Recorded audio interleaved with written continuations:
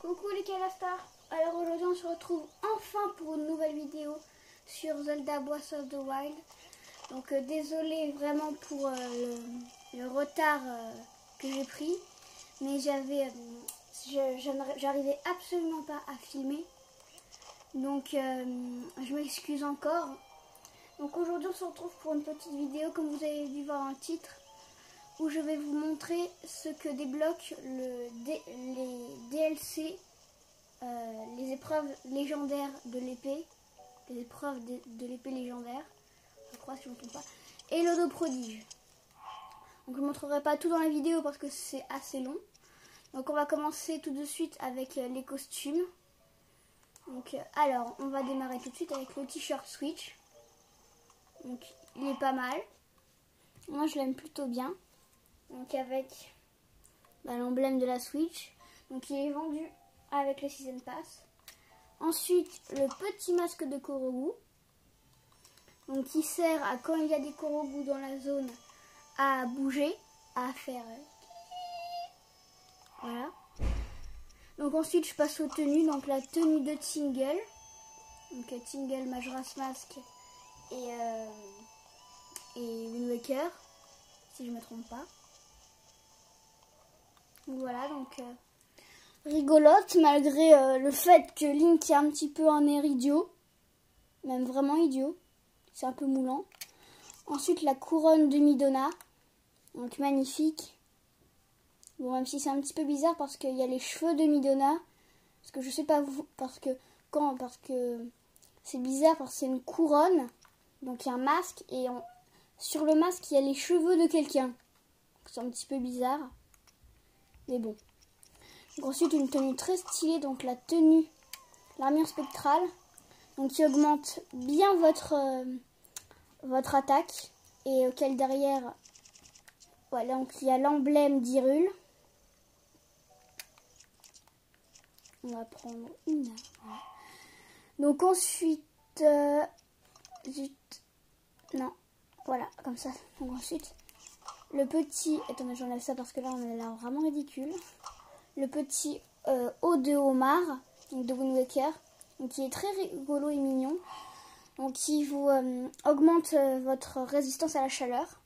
Donc ensuite la capuche de Lavio, donc Lavio Between Worlds et Hyrule Warrior, hein, comme vous voulez. Donc très mignon avec la petite dent. Donc lui il ne augmente rien, mais il est choupiné et il est très rigolo, surtout qu'il me donne une petite écharpe qui vole au vent. Voilà. Donc ensuite, donc j'oublie pas ceci, hein, mais je vous montre pour la fin. Donc la capuche de, la casquette, le aume de Xanto, le casque de Xanto, donc qui vous immunise contre le gel. Donc il est assez bizarre. Donc Xanto Twilight Princess, donc il est assez bizarre. Bon, j'ai pas joué à Twilight Princess, donc voilà. Ensuite l'uniforme de garde, donc, qui est très beau. Qui est très beau. Et le nuage purée. Avec l'emblème de la Triforce.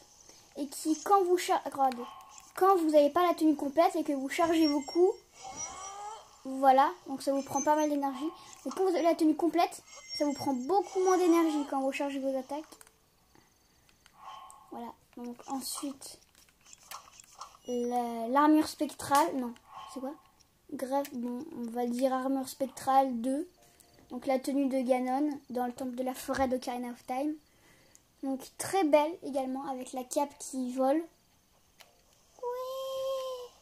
Et la tête, donc qui fait pas mal peur et qui est assez stylée. Ensuite, il y a, bon ça c'est pas du DLC, mais la tenue de Rex de Xenoblade Chronicles 2. Et les hommes divins, des créatures divines disponibles avec les animaux. Et pour terminer, l'objet le plus classe, le masque de Majora. Il est trop beau. Je dois vous montrer en détail contre un mur. Donc ce masque, il est génial, surtout que Vous pouvez l'avoir dès le début du jeu, enfin dès que vous avez quitté le plateau du prélude. Voilà, magnifique. Avec tous les détails. Et quand vous vous approchez des monstres, ils ne vous attaquent pas.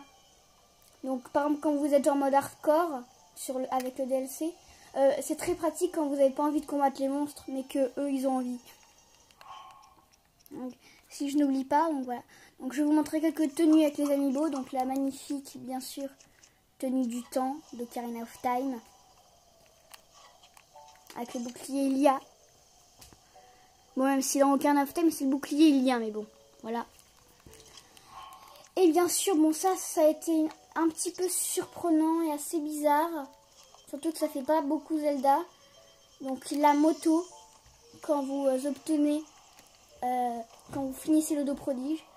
Donc c'est pas mal, mais c'est pas dans l'univers Zelda quoi. C'est pas assez